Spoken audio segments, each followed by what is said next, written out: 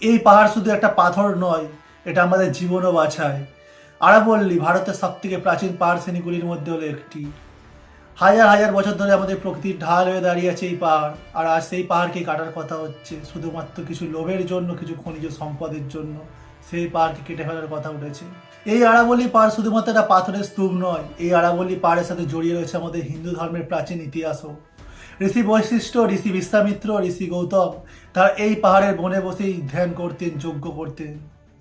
এটা সেই বন যে বনকে আমরা রামায়ণ মহাভারতে তপবন নামে জানি, এটাই সেই বন ছিল।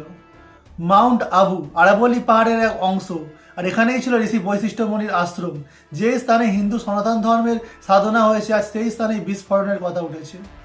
আজ উন্নয়নের জন্য আরাবল্লী পাহাড় কেটে ফেলার কথা হচ্ছে। এটা উন্নয়ন নয়, এটা ধ্বংস। এই আরাবল্লী পাহাড় কাটা হলে মরুভূমি এগিয়ে আসবে, কারণ এই আরাবল্লী পাহাড়ই এতদিন ধরে মরুভূমিকে আটকে রেখেছিল। তাই যদি এই পাহাড় কেটে ফেলা হয়, মরুভূমি এগিয়ে আসবে।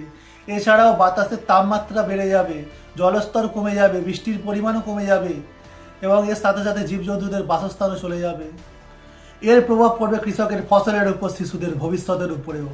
সনাতন ধর্ম বলে প্রকৃতি ধ্বংস মানে ধর্ম ধ্বংস। যে স্থানে ঋষিরা তপস্যা করেছে সেই স্থান কাটা মানে মহাপাপ। আজ যদি আমরা চুপ থাকি তাহলে কাল ইতিহাস আমাদের ক্ষমা করবে না। তাই সবাই প্রতিবাদ করো, ধর্ম বাঁচাও, প্রকৃতি বাঁচাও, ভবিষ্যৎ বাঁচাও।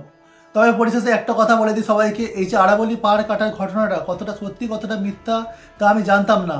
সোশ্যাল মিডিয়ায় কয়েকদিন ধরে এই আরাবল্লী কাটার ব্যাপারটা নিয়ে খুবই ভাইরাল হচ্ছিল, তাই জন্য আমি নিজেও খোঁজখবর নিলাম। যতটা জানতে পারলাম, সরকার থেকে এখনও পর্যন্ত কোনো এরকম আইন পাস হয়নি যে এই পাহাড়টা কাটা হবে।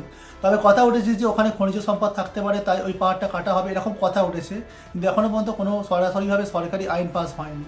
তাই আমি সবাইকে আগে থেকে সচেতন করে দিলাম। ভালো লাগলে ভিডিওটা লাইক করে দেবেন, এবং ফেসবুক থেকে দেখলে ফলো করে দিন, আর যদি ইউটিউব থেকে দেখেন নতুন হলে সাবস্ক্রাইব করে দিন।